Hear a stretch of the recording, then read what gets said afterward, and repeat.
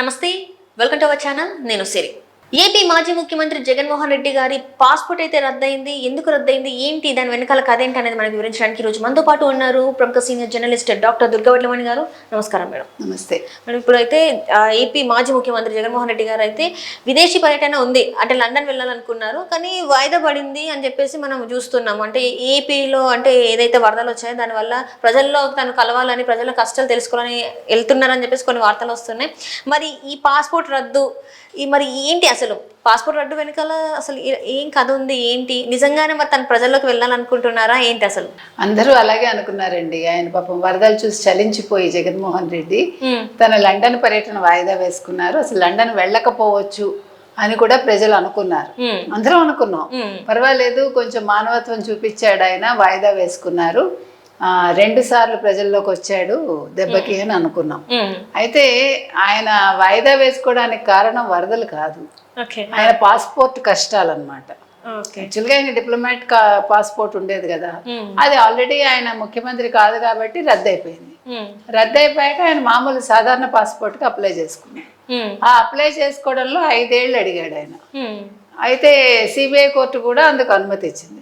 అయితే విజయవాడ ప్రజాప్రతినిధుల కోర్టులోనేమో ఈయన నాకు 5 ఏళ్ళు కావాలి అని అడిగారు. అందుకు సిబిఐ కోర్టు ఒప్పుకోలేదు, కేవలం ఒక సంవత్సరం మాత్రమే ఇమ్మని అడిగింది. సో దీని మీద ఆయన హైకోర్టుకి వెళ్ళారు. హైకోర్టుకి వెళ్తే హైకోర్టు ఏం చేసింది, వాదనని సోమవారానికి వాయిదా వేసింది. ఈయనేమో 5 ఏళ్ళు అడుగుతున్నారు, వీళ్ళు 1 ఏడాది అన్నారు. కాకపోతే ఇక్కడ అసలు ట్విస్ట్ ఇక్కడ జరిగింది. ఏం చేశాడు ఆయన, దీన్ని తనకు అనుకూలంగా మలుచుకుని ప్రజలకు ఎటువంటి బిల్డప్ ఇచ్చాడంటే, నేను మీకోసమే ఉన్నాను లండన్ వెళ్లకుండా అని ఒక బిల్డప్ ఇచ్చాడు. చాలా మంది కోపం కూడా వచ్చింది, అసలు జగన్మోహన్ రెడ్డికి ఎలా పాస్పోర్ట్ వస్తుంది, ఎందుకంటే మేము చిన్న తప్పులు చేస్తేనే మాకు పాస్పోర్ట్ ఇవ్వరు, కానీ ఆయన అవినీతి ఆరోపణలు ఎదుర్కొంటున్నాడు పక్క, తర్వాత ఆయన తీసుకున్న అనుచిత నిర్ణయాల వల్ల అనేక కేసులు ఉన్నాయి ఆయన మీద. తర్వాత ఇప్పుడు ఓ పక్క చూసుకుంటే ఇద్దరు, ఎవరు, మోపిదేవి వెంకటరమణ, బీద మస్తాన్ రావు, ఇద్దరు కూడా వెళ్ళిపోయారు పార్టీ నుంచి. సో ఇంకా 4 ఆయనతో ఉంటారు, మిగతా వాళ్ళు కూడా పక్క చూపులు చూస్తున్నారని తెలుస్తుంది. ఇటువంటి నేపథ్యంలో ఆయన ఎందుకున్నాడు, వీళ్ళ మీద ప్రేమ కొద్దీ ఉన్నాడా అని అందరూ అనుకున్నారు. అంటే ఓ పక్క పార్టీ మీద ప్రేమ, మరో పక్క ప్రజల మీద ప్రేమ. అంటే ఈ వరదలు ఇంత అతలాకుతలం చేస్తున్నాయి కాబట్టి ఆయన తన ప్రయాణాన్ని రద్దు చేసుకున్నాడని అందరూ అనుకున్నారు. కానీ కాదు, వెనకాల ఇంత తతంగా ఉంది, పాస్పోర్ట్ కథ నడుస్తోంది, దానివల్ల ఆయన ఆగిపోవాల్సి వచ్చింది. లేకపోతే 3వ తారీఖు ఆయన భారతీరెడ్డి తోటి ఈ పాటికి లండన్ వెళ్ళిపోయి ఉండేవాడు. కూతురి పుట్టినరోజు వేడుక జరపడానికి అక్కడికి వెళ్ళాలని అనుకున్నారని ముందు నుంచి ప్లాన్ లో ఉన్నారు.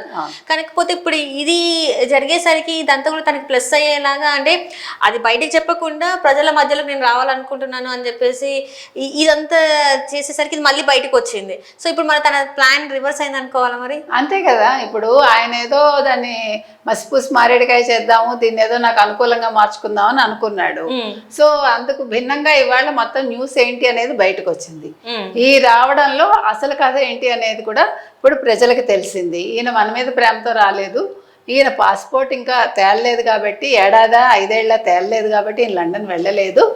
ఒకవేళ ఆ రోజే తేలిపోయి ఉంటే 3వ తారీఖు వెళ్ళిపోయి ఉండేవాడు, మన కోసం ఏమి బురదలో దిగేవాడు కాదు అని ఇప్పుడు ప్రజలు అనుకుంటున్నారు. ఏది ఏమైనా జగన్మోహన్ రెడ్డి ఒకవేళ ప్రజల్లో సానుభూతి కొడదామని అనుకున్నా కూడా అది ఇవాళ కుదరలేదు. ప్రజలకి వాస్తవాలు అర్థమయ్యాయి.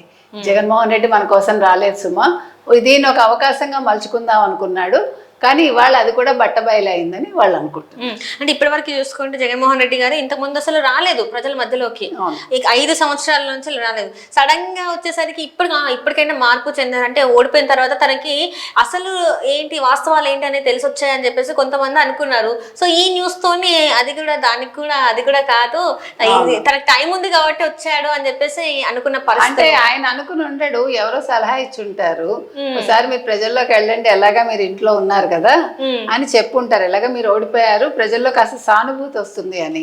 గతంలో 5 సంవత్సరాల్లో ఎప్పుడు రాలేదు.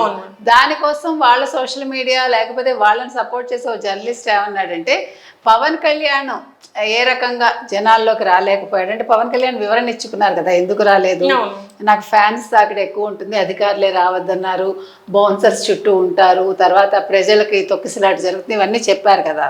సో దాన్ని వాళ్ళు అతను ఆ సోషల్ మీడియాలో ఉండే ఆ జర్నలిస్ట్ ఏమన్నాడంటే, ఇగో ఇదే రీజన్ జగన్కి కూడా, అంటే పవన్కి ఎంత ఫ్యాన్స్ తాకిడి ఉంటుందో జగన్కి కూడా అలాగే ఫ్యాన్స్ ఉన్నారు, అందుకే ఇంతకాలం ఆయన బయటికి రాలేదు అని అన్నాడు.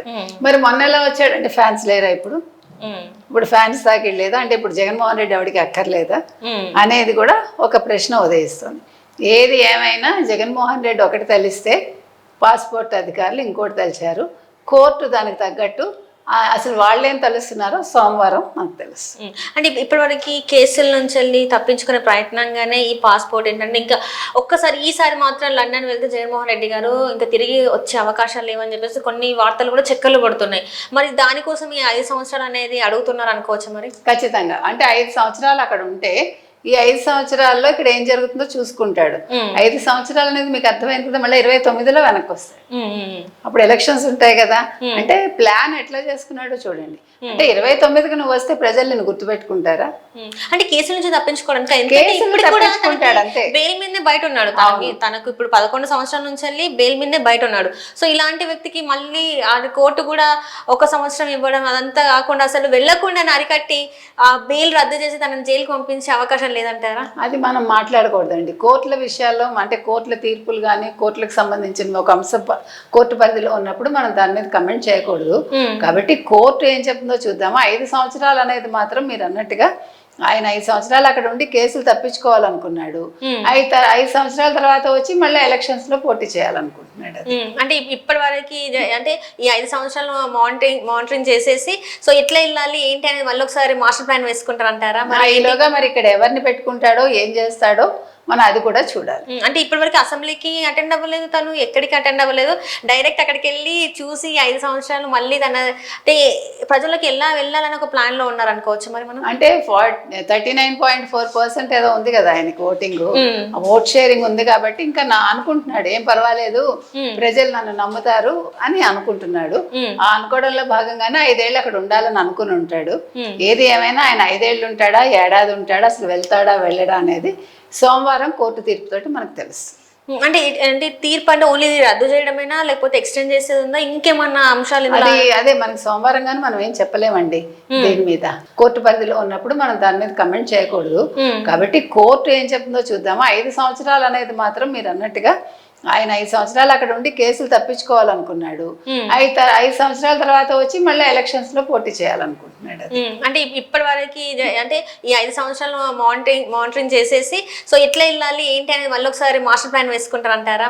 ఈలోగా మరి ఇక్కడ ఎవరిని పెట్టుకుంటాడో ఏం చేస్తాడో మనం అది కూడా చూడాలి. అంటే ఇప్పటివరకు అసెంబ్లీకి అటెండ్ అవ్వలేదు, తను ఎక్కడికి అటెండ్ అవ్వలేదు, డైరెక్ట్ అక్కడికి వెళ్ళి చూసి 5 సంవత్సరాలు మళ్ళీ తన అంటే ప్రజలకు వెళ్ళాలని ఒక ప్లాన్ లో ఉన్నారు అనుకోవచ్చు మరి మనం. అంటే 39.4% ఏదో ఉంది కదా ఆయనకి ఓటింగ్, ఓట్ షేరింగ్ ఉంది కాబట్టి ఇంకా అనుకుంటున్నాడు ఏం పర్వాలేదు ప్రజలు నన్ను నమ్ముతారు అని అనుకుంటున్నాడు.